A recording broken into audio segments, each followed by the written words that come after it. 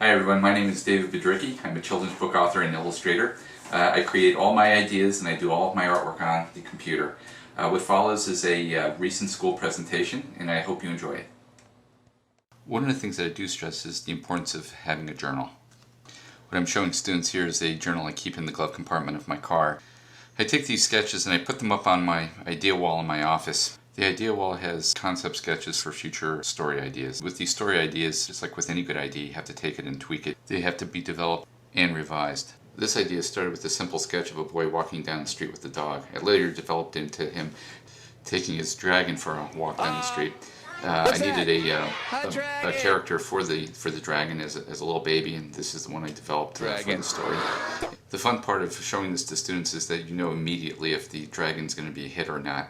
Next comes the storyboard or pagination page. It's the whole book drawn on one sheet of paper. It gives me a really good idea of the way that the story is flowing. I know that these look like pencil drawings, but they're actually all digital drawings done in Photoshop. Showing the book in its real rough stages to the students, I get a very good feel of the way that the book is progressing and if it's making sense to them. Also, if they're finding the book to be humorous, which is my intent. There's the moon roof of the car. There is the dragon. Does Sparky look like he's ready to fly? No, he doesn't have much choice. The boy runs up from behind, boom, pushes him off the cliff. Then the boy says, uh-oh. Heavy dragon. What does a dragon have? Wings. Okay, here's your classroom. This girl's dropping a pencil. This guy's dropping some paper. I'm really sorry about his face. I don't know what happened to his face. Here is your teacher. Here is who? And here's you on the back of Sparky flying in just in time for opening bell. You got your arms up in the air and you are saying, sweet. Of course, the classroom hamster is having a heart attack. What follows next is a digital drawing demonstration in Photoshop. I create a simple oval shape, fill it with a primary color that the students suggest. By adding darker and lighter values to it, I make it look three-dimensional. While I'm drawing the beetle, I'm able to discuss the difference between a bug and a beetle. Does anybody know what I'm making yet? It looks like an egg, but it's not an egg. It's not a mouse. It is not a football. It looks like underwear. No, it's not underwear. How about over there? That's right, it's a ladybug, but guess what? A ladybug is not a bug. A ladybug is a beetle. Beetles have this letter on their back. What's that letter? They fold their wings side by side. I talk about beetle biology. I talk about symmetry, beetle anatomy, how to make something look shiny and three-dimensional. Uh-oh, we only have one leg on our beetle. Copy and pasting and transforming in Photoshop. Actually, we can make it a lot bigger. What we could do, we can move them around together like this. Da-da-da-da-da-da-da-da-da. I also discuss horizontal and vertical positioning. Doing my artwork digitally is a great way to show the kids how environmentally friendly using the computer is. Hey, am I using any real paints? Am I using any real brushes? Am I using any real paper? No. Am I creating any trash? No. One of the nice things about creating this artwork in front of the students is that you're able to manipulate the files to show them everything. Color combinations, pixels, these little squares that make up the image on the computer.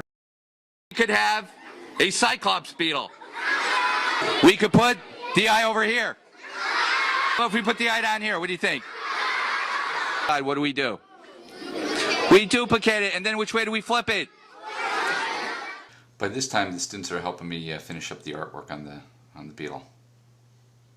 After the beetle is created, I talk about complementary colors. I take that complementary color that the beetle has inverted to, and I place it into the background. This shows the students the effects of using an opposite or complementary color to add contrast to their own work. To make the beetle really stand out, I add a shadow underneath it using just black. But then I go and I change the opacity of the layer to make it really look three-dimensional. I then duplicate the beetle and turn it to another primary color, so the little beetle has a boyfriend or girlfriend.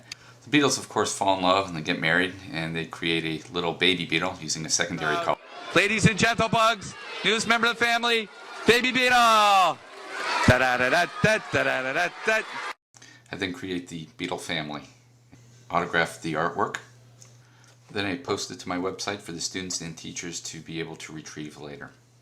The last part of my presentation is a little bit of personal information about myself, where I came from, some of my early artwork, and how I was a reluctant reader in 2nd grade. Thanks to my 2nd grade teacher, I developed a love for reading, and by the time I got into 6th grade, my artwork improved, but also my writing improved. I tell students that they want to become a good writer, they first have to become a good reader. I take them on a video tour of my office, and I also discuss with them research and how research leads to discovery, and discovery leads to inspiration for my work.